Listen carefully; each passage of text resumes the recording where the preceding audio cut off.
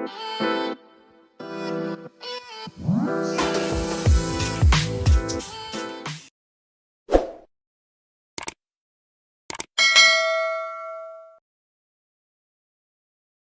let's get into some of the finer details of the changed environment and how offshoring looks now as a result of what we've been through over the last couple of months. The words, but the new norm of doing business at the moment.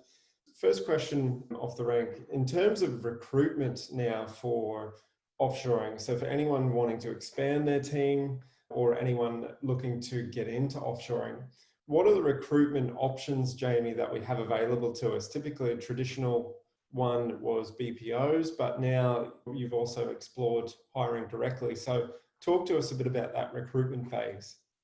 Yeah, look, there's probably two or three options. Ed touched on it earlier where you could buy, blocks of time. Your offshoring experience could be like blocks of time that you could get the work done. The other option is going via a BPO or business process outsourcing, as they call it. And then the third option really is then, hiring directly. So with COVID and the concerns about traveling and people's health and social distancing, that's been, the firms that I've been working with, that's been a really big issue as well. People, whether it's in Australia or overseas, they've just been concerned, for their health, and having the ability to work from home has been massive. And that's, like you said, it's all like the new norm. So, for us, all of our team members had laptops. They're just little subtle things, but if your firm's paperless, I've been dealing with firms who aren't paperless, and then they've got to move to paperless. So having a document management system, being paperless, having the correct security protocols in place. So we always promote practice protect, for example, keeping your antivirus, hiring an IT company to make sure that your antivirus software is up to date, making sure all your critical Windows patches are up to date. All these things are in the Wize Vault, but they're all critical 1%ers that you need to put together, making sure that your rhythm of your meetings, your daily huddles and your weekly catch-ups, making sure you have them, and also the software too, making sure you've got a job management system so that everyone knows where the job's at, whether, you've got an office in Melbourne or Sydney or India or the Philippines. Everyone needs to be on the same page and aligned. And all these things are important. They need to come together so that you can run the firm successfully. I'm just going to come back to the recruitment phase in terms of deciding whether to go down the BPO route or hire directly. Do you have any comments as to whether a firm should go a particular route based on their experience with offshoring to date? Like, should you hire directly if you haven't done it before, or what are your thoughts on that? Yeah, look, it's probably a controversial topic in a way. Some people will have different opinions. Look, in my opinion and given my experience, and I think if you've got Wize Mentoring as a mentor or who can guide you, then in my particular case and with the environment with COVID, I would say hire directly from home. And that might be the experience for people who are quite good with IT, for example, knowing how to check the internet speed. But if you do want to take things really slow and you find that you don't have time to do the recruiting, because, whether you recruit in Australia or whether you recruit overseas, you still have to go through a recruiting process, and that can take time. So, if you're quite fearful of some of those things, or you don't have time to do those things, then use like a BPO. And there's any number of them, we all know there's TOA, who I started out with. And in the early days when I had no idea what I was doing, I used TOA. Back in those days, I didn't have a mentor to go to. I didn't have anyone that said, oh, this is how you hire from home and this is how you recruit overseas. So, that was just a natural step for myself. So you've got those options. You've definitely got those options, Brenton, and a BPO will go through the recruiting process for you. They'll hire the person for you. They will give them an internet connection, security, office. They'll give them forms of training as well. So you do have those two options, and I think people just need to make an informed decision. And once you've got all the facts, you can decide which way you go and what's best for your firm. Ed, do you have any comments on that as to which option should be taken based on the experience of the firm with offshoring? Obviously, it's going to be a lot more expensive going through a BPO because their fees is pretty much double the wage costs. But it is an easier route. If it's the first one that you're doing, you can engage their help. They do a lot of the screening before they submit the candidates to you for selection. They Mhm. also do a lot of the training, and it's in a office environment. So some staff prefer to work in an office environment rather than from home, and other staff prefer to work from home.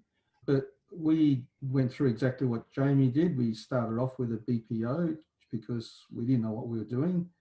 And then as we got more experience, we hired directly now. And then in the Wize Vault, it's got the ad you put in, where you go to advertise, what kind of computer speed they need. Just everything is there in the Vault on hiring directly. But the difference in the costs can actually allow you to hire another person. Often if you don't know what you're doing, then the easiest route is to engage somebody else to do it for you. And if it's your first one, then that's probably the safest and the easiest route to follow. So yeah, it just depends on yourself, I No, that think. makes sense.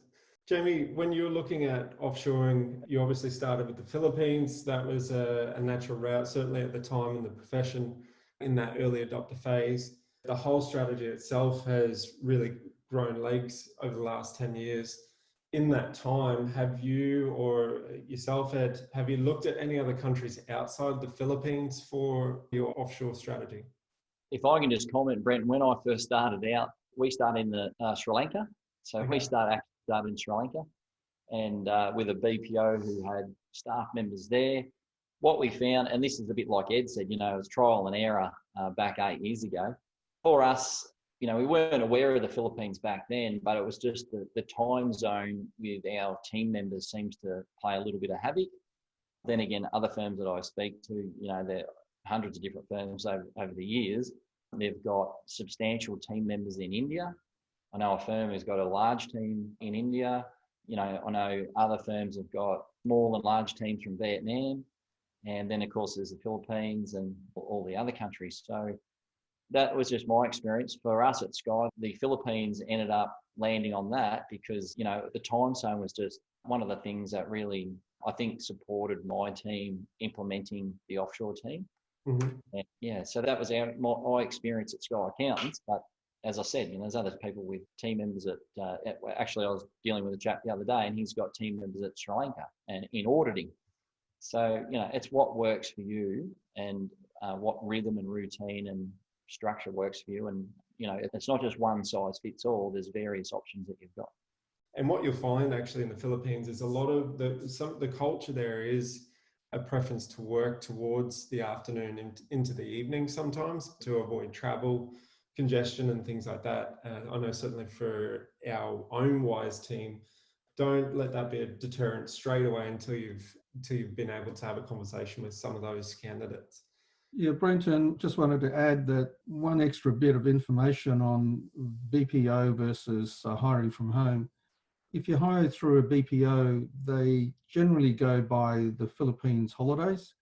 But when we hire them directly, we get them to follow Australian holidays. So that fits in a lot better. Australian holidays aren't as many as Philippine holidays, but more so from a work environment point of view, we're working while they're working. And then when we're on holidays, they're on holidays.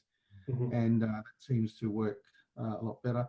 But I, like Jamie, we outsource around the world, Vietnam, India, and so forth. But we've settled on Philippines because the people there, they've got like an American education system. So they've got an American accent, so it's easier to understand them. And their education system is quite good. But also, I think they're about 2 or 3 hours off from where we are.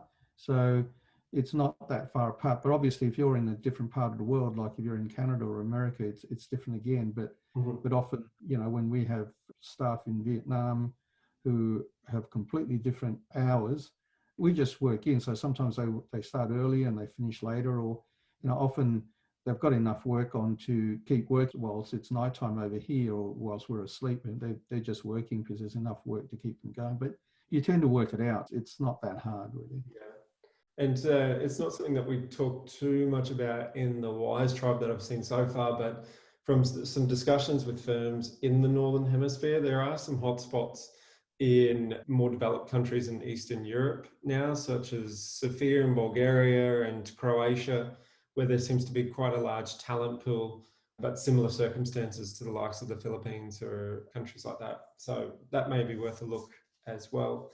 Just to get through a couple of the questions coming through here, guys, if you don't mind. Carla said she's just recently promoted an offshore team member to an assistant production lead and have them currently going through BAS agent training, expected to be registered by December. What are your thoughts on this model and this move? Yeah, if it's in production, Carla, fantastic. In two of our teams, we've got team members in the Philippines that are senior production managers. So don't have a problem with it at all. I think it's fantastic to promote your team members to that level, and you're providing the training, you're providing the skills, you're providing the experience. I think it's fantastic. I think the model works well. As we said, win-win.